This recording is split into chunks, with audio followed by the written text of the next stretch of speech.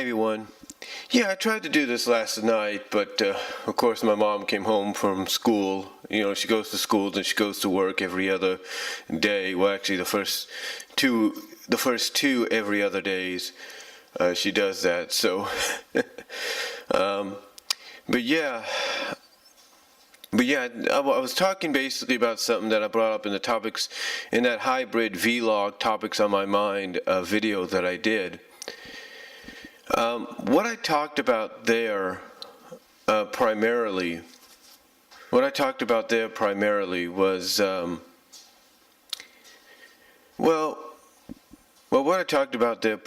was the fact that Disney has this new streaming service coming up. And a new streaming service, well, hold on. Like I was saying, folks, sorry for that interruption. But like I was saying, one of the things I talked about in that hybrid vlog topics on my mind, in fact, it was the only topic on my mind that I talked about, was the Disney streaming service. As we found out last year, and we got more elaborate information in these past few days, the Disney streaming service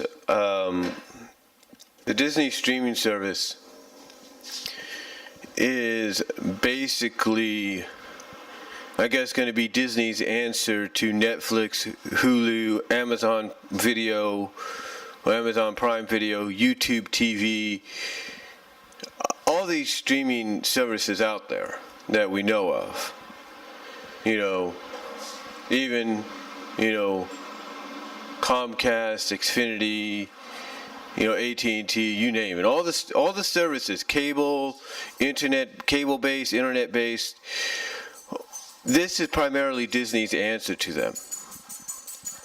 And I will say that from what it sounds like, Disney definitely wants to give it its all when it comes to this streaming service. Now, from what we've understood in the past few days, the information that we have gotten in the past few days is the fact that there will be no, this is a major point, no R-rated films, even if they're under the Disney license.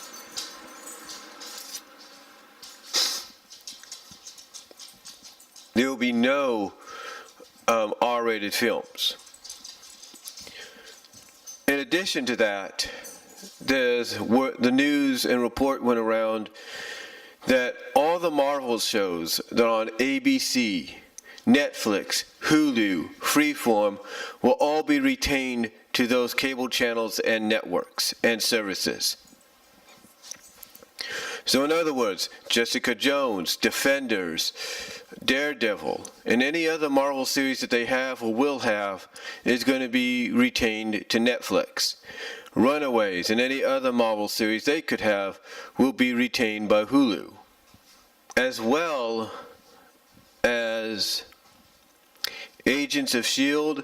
and any other show, Marvel-based show that they may have, will be retained by ABC.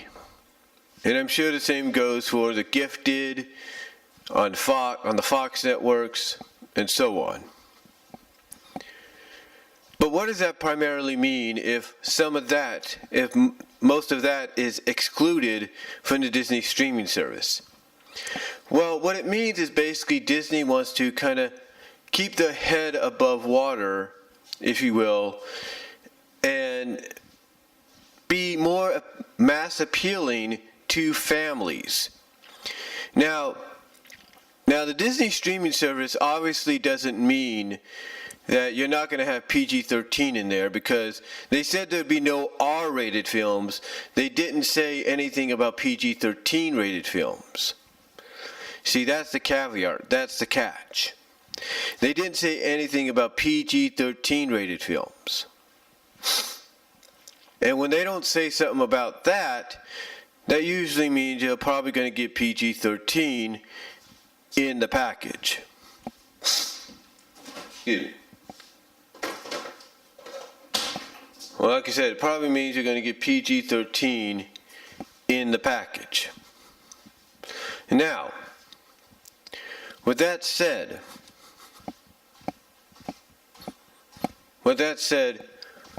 how do I think this Disney streaming service, depending on what it's going to be called, is going to be like when it launches?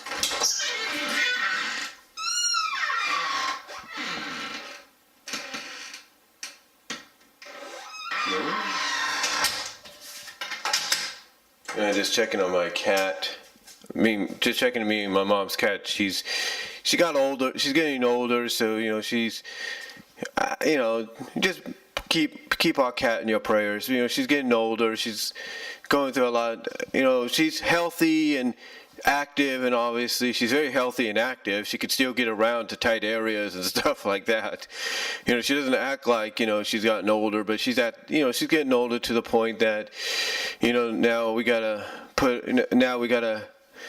make her feel more comfortable, feel more like this is the place she needs to be in, because she's having well, let's just put it this way: you don't want to come home and find little pee spots here and there, if you know what I mean, even if they don't stink. But anyway, getting back on topic here. Sorry about that, a little off topic there, because you're probably wondering what I was doing. But anyway, getting back on topic. Basically, what do I think? How do I think Disney's streaming service? I guess what I was trying to say is, how do I think the streaming service for Disney will launch? Well, if we know anything about Disney,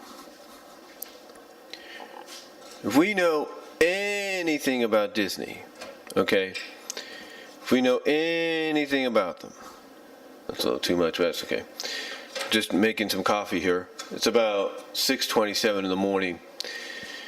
But like I said, if there's anything we know about Disney when it comes to premieres and stuff and whatever, and launch dates and what have you, it's always a big deal. It's always a spectacular deal, and they always excuse me. They always like to come out, guns a-blazing. You know what I'm saying? They always like to come out guns a-blazing. They always like to basically give it their all right off the bat. Hold on for a second. But like I said, they always want to give it their all right off the bat.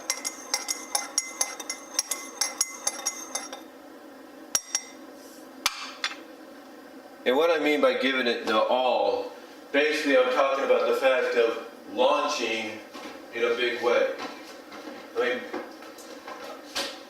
What I mean by launching in a big way, hold on for a sec.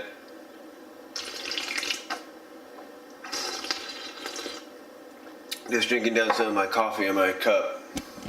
But anyway, what I'm talking about by launching in a big way, I'm talking about bringing everything out, for the moment.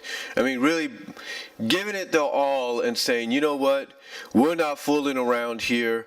We are going to come out and we are going to show why Disney has always been the primary force in entertainment. We are going to come out and we are going to show why nobody can do what Disney does. And if they do that, folks, if Disney does that, if they come out and say, hey, nobody can match power with us, nobody can, even hold a candle to us, then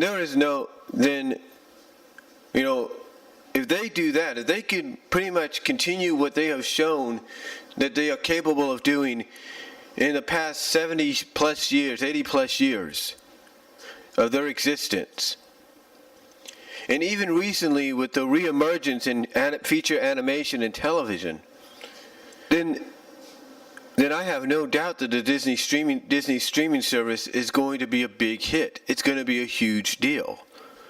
Now you might be asking, well, how can Disney make this a big deal? How can they succeed on their initial launch date? Well, it's real simple. It's quite simple. You see, the way Disney can succeed on their initial launch date of the streaming service is, one, to keep the promise of making sure that this is a more affordable service than, I guess you could say, Netflix offers and Hulu offers. So they have to keep the promise for that. Another thing is, if you got this huge peripheral library of content, this huge peripheral library of content, then you need to utilize that library.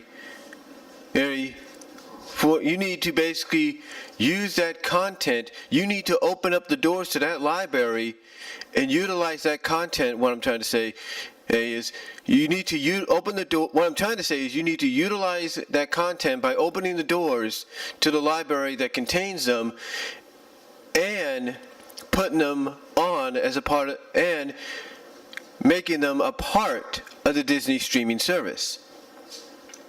I mean, Disney has a history, has a longevity of programming over the past 30, 40, 50, 60 years, not just from television, but from feature films that people would love to see right off the bat when the streaming service begins.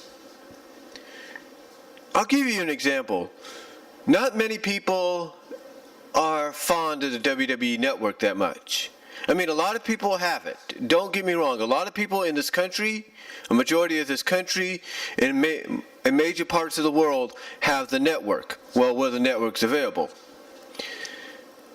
And the reason they have it is because of the hours upon hours and upon hours of content that the WWE has in the library. Hours among hours of content.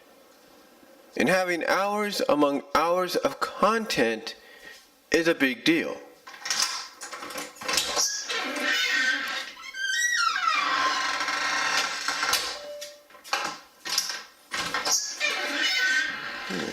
No.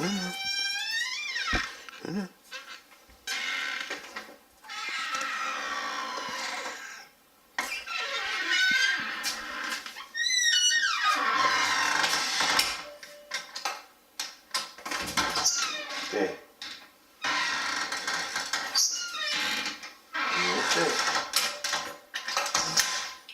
Again, just checking on the cat. But anyway, you have this peripheral. You have this peripheral of content. And the WWE, they utilize their content on the network. And true, it takes time for them to, I will admit, over the past, how long has the network been around? Since WrestleMania 31? WrestleMania 30, actually, I should say. So it's been about almost 4 years. 30, 31, 32, 33. It's about 5 years almost. In 5 years, yeah, it's taken them a while to get a lot of other content, as part of the network. Some original, some acquired.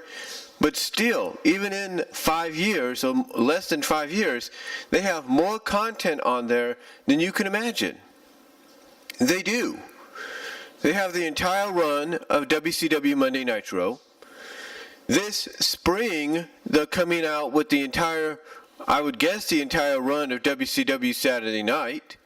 They kind of primarily have part of that right now with World Championship Wrestling programming. That's what it used to be called. They have that. They have every pay-per-view, even up to date, of their promotion, as well as every pay-per-view of WCW and ECW. They have a majority of documentaries that you would have to buy on Blu-ray or DVD up and running on the Beyond the Rings area. They just have a peripheral of they have AWA, they have the AWA, they have Smoky Mountain, they have World Class Championship Wrestling. I mean, the list goes on of what they have. And this is hours among hours and hours of content that fans can access at any time. Fans want to watch WrestleMania 8? Fine. They could just access it right off the bat. Oh, they want to take a break from WrestleMania 8 and let's say check out Super Brawl 2? They could do that too. The point is, folks, the WWE Network, just like Netflix and Hulu, gives people an opportunity to watch what they want to watch when they want to watch it and go back to watching it if they don't finish it. I mean, heck, My Little Pony Friendship is Magic being on Netflix is a big deal. It is a big deal because, especially recently with Season 7, if you didn't watch the finale of Season 7 and you want to watch it but you don't have time to, guess what? The door is open for you to do so. The door is open for you to do so. You know, you want to watch Captain Underpants, but you can't watch it all because you got to go to work or school. You can watch a little bit of it, then you can stop it, watch the rest later. The point is, Netflix, Hulu, and WWE Network, and even Global Wrestling Network, you know, Impact Wrestling, as well as House of Hardcore Wrestling, Tommy Dreamer's promotion, they all have on-demand services, either through other on-demand services like Twitch or YouTube, you name it, they have some kind of on-demand service or network. You know, Global Wrestling Network is its own thing, but Impact Wrestling also has a deal with Twitch. So you don't have to just use the GWN network to access archival footage of Impact Wrestling or any other promotion. You could also use Twitch to do that as time goes on, because, you know, they're kind of building their library right now. But the point I'm trying to make is Disney can take a lesson from a lot of this. Heck, they could take a lesson and notes from what cable companies do with their streaming service. Because you can't tell me that Xfinity, Comcast, AT&T, and DirecTV, and Dish Network, and Cablevision don't have streaming services, because they do. They don't just here's the thing. Companies like that don't just license how do I put this? Cable companies like that aren't just licensed out not just licensed out, but how do I say this? Cable companies like Xfinity, Comcast, AT&T, Cablevision, and all of them, you know, they don't just have streaming services on their behalf just because, you know, hey, we're going to give people a chance to watch shows that they haven't seen in a while, in a long time, when and where they want. They do, and that's great. But they also have a partnership, or they've made some kind of agreement that allows them to have Netflix and YouTube and whatever other app service or streaming service on the cable, as part of their cable packages as well. And why? Why? Because they know fans want more variety than just what they would give. But in a sense, it's almost like they're trying to give thanks, or at least tip the hat, if you will, despite their problems in the past, to the streaming services that inspired them to do this. The point I'm trying to make, and it sounds like I know it sounds like I'm rambling, and I do apologize.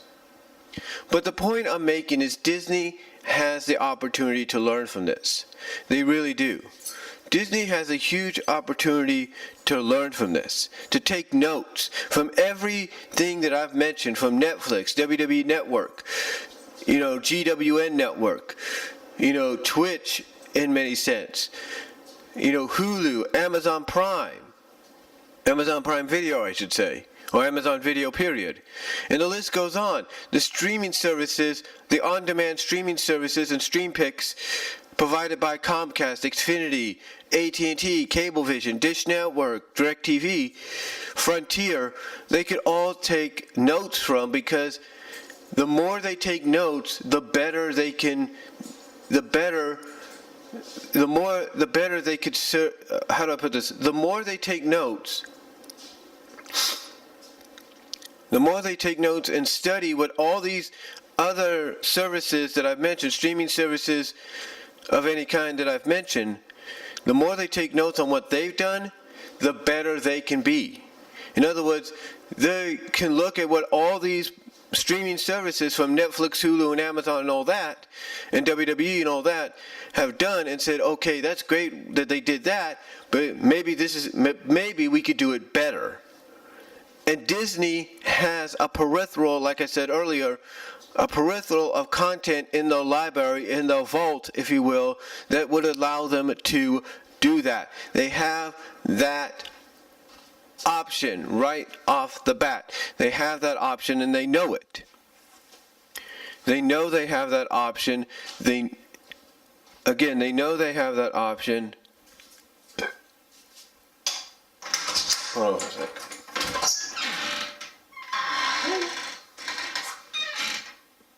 Hold on for a second.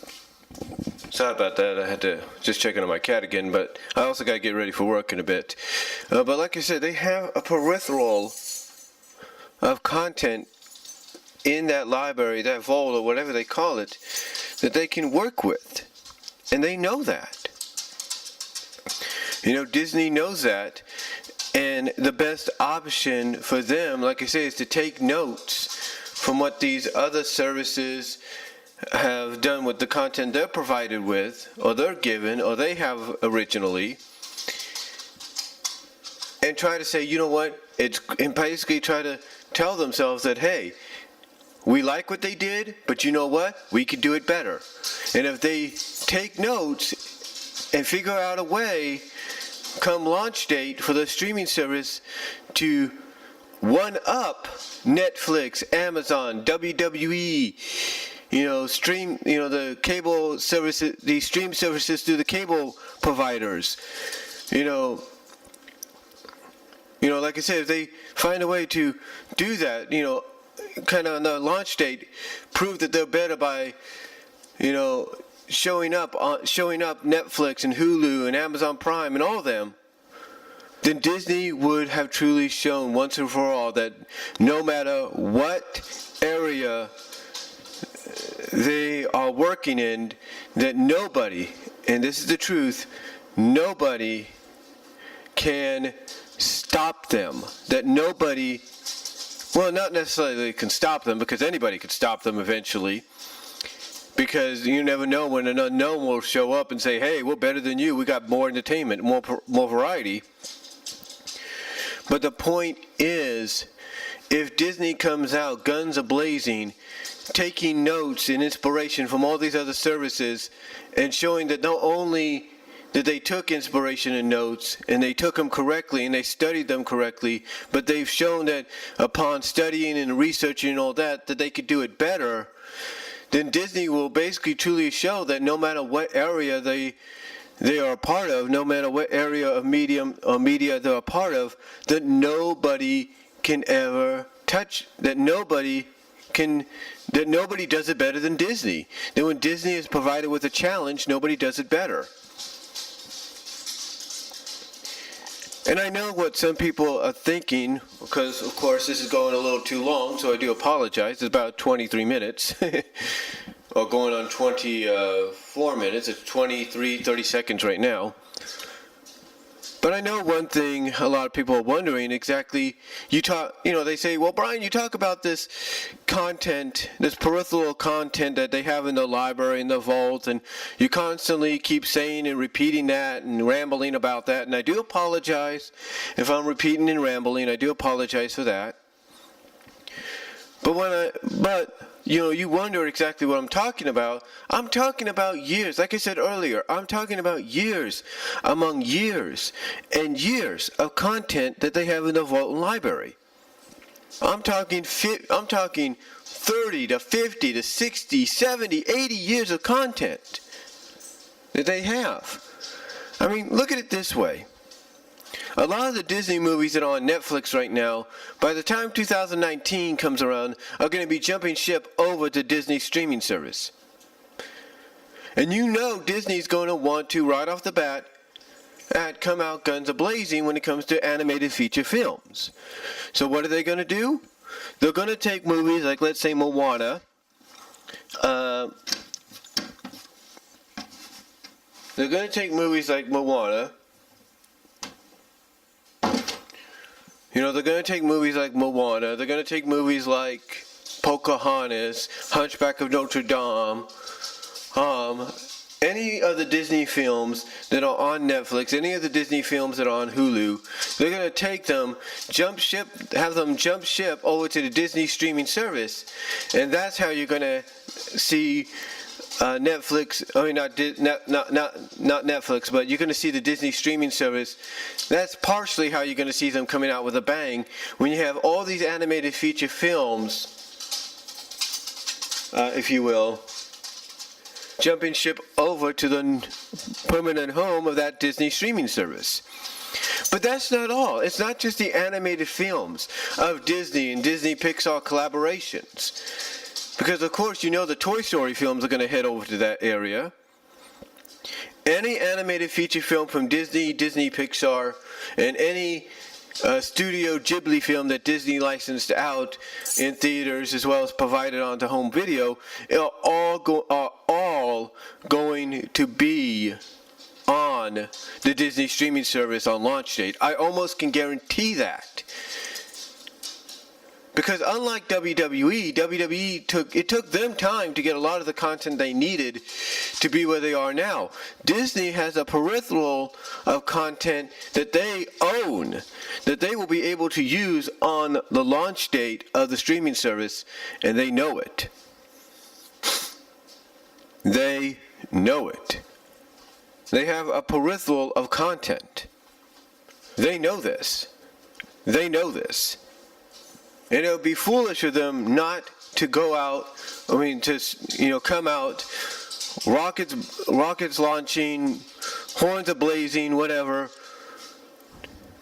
on launch date without all this content. And it's not just the animated classics, the animated features of the past and the present, but it's also, and even the one, it's not the animated features of the past and the present, and even the animated features based on animated shows or what have you, but it's also the live action films that they have done.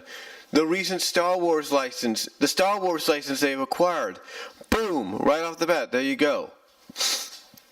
Oh, right off the bat. From Star Wars Episode 1 to 8 to Solo and Rogue, you name it. The opportunity is right there.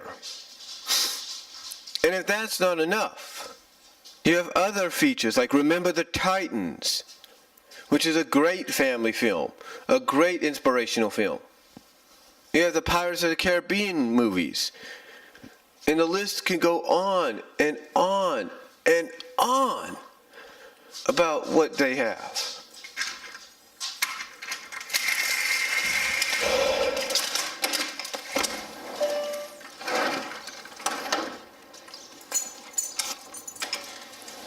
Had to let my dog out. But anyway, the list goes on and on of live action features that they have that they can use on launch date. But it's not even that either. It's not even that. Disney has an archival library of programming that was on the Disney Channel when Disney Channel first started, that was on Toon Disney when it was launched, that was part of the Disney Afternoon, that was part of One Saturday Morning, that was part of the Wonderful World of Disney back when it first started long ago, back during the Wonderful World of Color. It had all these programmings. It had their interpretation of Zorro. It had their interpretation of Davy Crockett. It had their it had the original Mickey Mouse Club with Annette Funicello. Sorry if I pronounced it wrong. As well as the follow-up that came around the late 80s, early 90s, that had current pop stars like Aguilera, Spears, Timbaland, Chavez, you name it. They have all that content, as well as content that people like me grew up on in the 80s, like Dumbo Circus, Mousicize, Welcome to Pooh Corner, Donald's Crack Attack, what have you. Imagine a new generation. One thing that parents always worry about is this new generation of kids are not getting enough physical education, right? Imagine being able to turn on the Disney streaming service at any time, being able to go to the Disney streaming service and at any time anytime, be able to tune into mouse-a-size. Imagine that. And then again, I mentioned the Disney Afternoon and One Saturday Morning. All the content from Gummy Bears all the way up to the last show they did, which I think was what? Quack Pack? Hercules? 101 Dalmatians? You know, and along with that, you have One Saturday Morning with likes of Doug, brand spanking new Doug, Recess, you know, Pepper Ann, you name it. The license, the content is there. The content they have is there. And they know it. Even some of the shows that they help license and provide to ABC, like George Lopez and a few others. I don't know if George Lopez was the George Lopez show was under the name, but still, you kind of get the point. You even have sitcoms that they could put. That's part of the content and part of the library that you could put on there as well. And the way they could do it is, again, take a lesson from, let's say, WWE. WWE has all the programming archivally categorized in areas. You want to see all WCCW? It's right in one area. You want to see all of ECW? One area. You want to see all of Nitro? One area. You want to see the WWE incarnation of ECW? One area. It's all there. All they have to do is categorize it. That's all they have to do. And again, they have such a massive library, does Disney, that it would be foolish of them right off the bat on launch date not to have that library up and ready to go. And I know what you're thinking. You're thinking, well, Brian, the launching around 2019, it could be at the beginning. Knowing Disney, they like to start when everything's new, and basically 2019 is a new year. So, you know, maybe, you're probably thinking, even if that's the case, the rest of this year will not give them enough time, will it? Oh, the rest of this year will give them enough time, because they have a division of people, a group of people, a team of people ready, willing, and able to get a lot of this stuff ready to launch or be part of the launch on the launch date in 2019. They already got people hard at work in the OTT team, or whatever it's called, hard at work, ready to make this a reality. And again, imagine you grew up with the Disney Afternoon like I did. Rescue Rangers. You could binge watch the entire series because it would be categorized in one area. Kim Possible, categorized in one area. Gargoyles, categorized in one area, including the Goliath Chronicles. Mighty Ducks, same way. Quack Pack, if you're a fan of that, same way. Aladdin the series, same way. Little Mermaid the series from CBS, same way. Raw Tunage, same way. Bonkers, same way. Goof Troop, Darkwing Duck, DuckTales, Tailspin, Gummy Bears, 101 Dalmatians the series, Hooky. The list goes on. The list goes on. And if you are a fan of the live action shows on Disney Channel like Sweet Life of Zack and Cody and stuff, and Hannah Montana, and Raven Knows Best. Not Raven Knows.